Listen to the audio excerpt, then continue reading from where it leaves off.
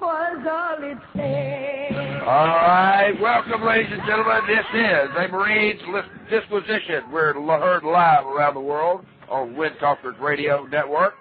I want to welcome all my friends out there from Sochi, Russia, Kasan, Russia, the 6 counties of Northern Ireland, all the way down to New Zealand, the South Island, on Highway 8. They're about 40 miles, 50 miles outside of Dundee. And to my webmaster, Megan Love, in Australia. God bless you. I want to welcome all of you guys out there in the Outback and all the way back over to South America. Ladies and gentlemen, this is a Marines Disquisition. It is Thursday, the 29th day of October, 2009, and if it is approximately 2200 hours Greenwich Mean Time, or GMT, or UTC, or whatever you want to call it out there, Zulu time, if it happens to be a little after 4 o'clock in Chicago, for those of you in Chicago, the little hands on the 4 and the big hands on somewhere right after the 5 will be close enough. This is live radio, and obviously it's live radio when everything gets off the ground late. I will tell you, it's 44 seconds before showtime, and we can't even get a phone dial tone. So with all of that said, we got a great show for you today. It's Financial Thursday, is the way I call it around here. We got a lot of things to talk about out there. My little point for today comes from Ralph Boyer.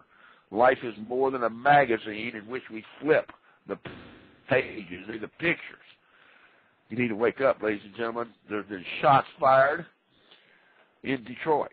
The Muslim leader up there has been murdered. And there's more to the story than meets the eye.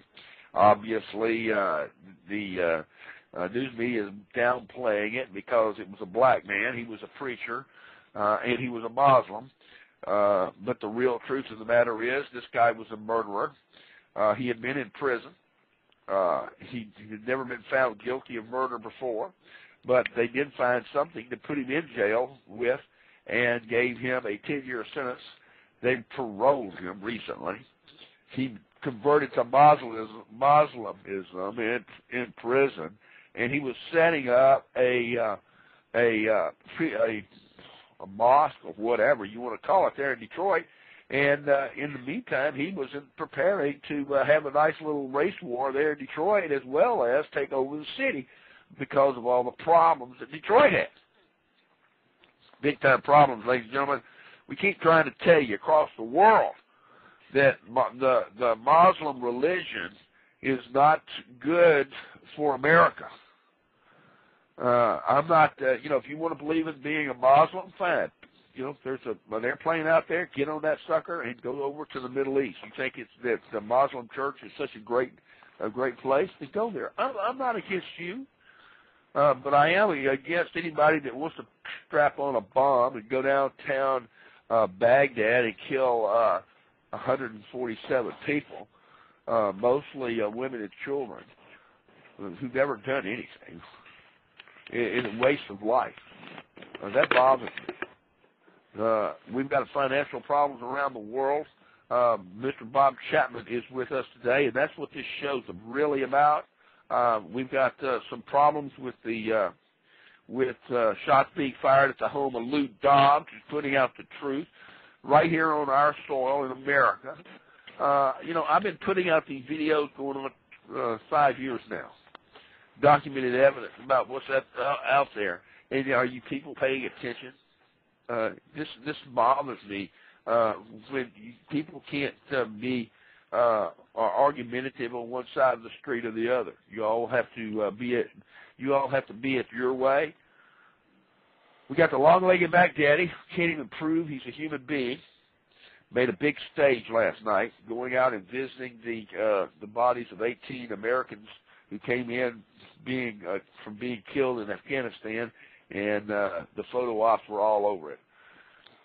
That disturbs me. I don't know what's going on. I know that the financial world is in turmoil.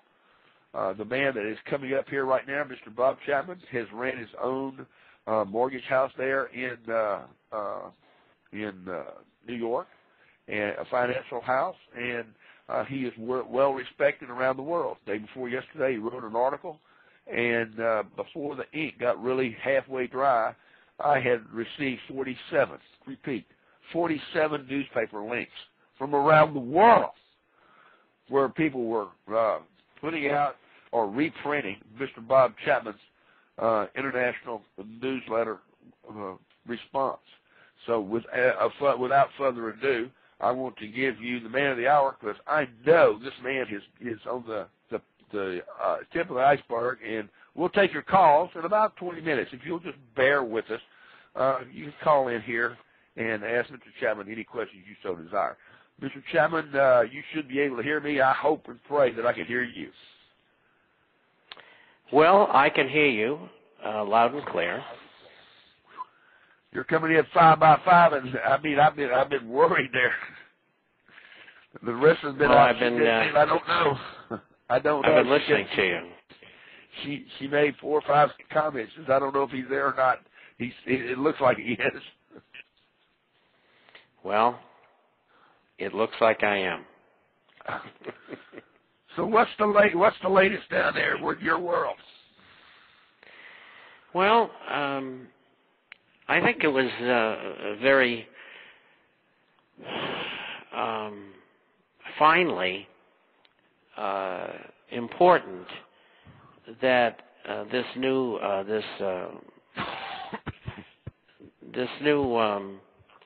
filing against Galleon, which is a hedge fund, was based upon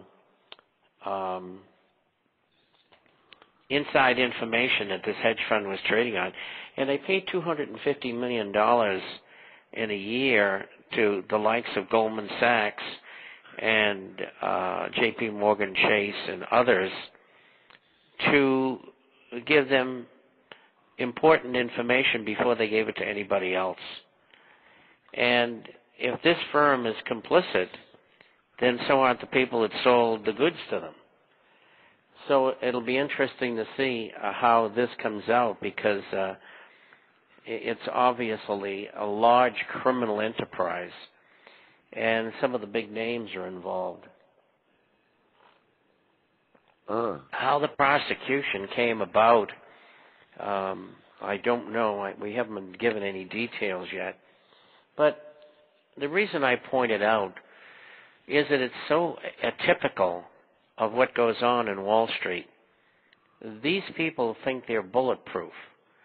And what always happens is they are charged civilly, and then after the findings, they get fined. And the company pays the fine, not the individuals. And nobody goes to jail. Now, these people are stealing hundreds of billions of dollars. And it's not only in the use of inside information, but it's also in what I call, and the industry calls, front running, which means you use algorithms and programs that you step in front of all the orders that come through the New York Stock Exchange. They call it flash trading, but that's not what it is. It's front running. And they allow that, which is illegal.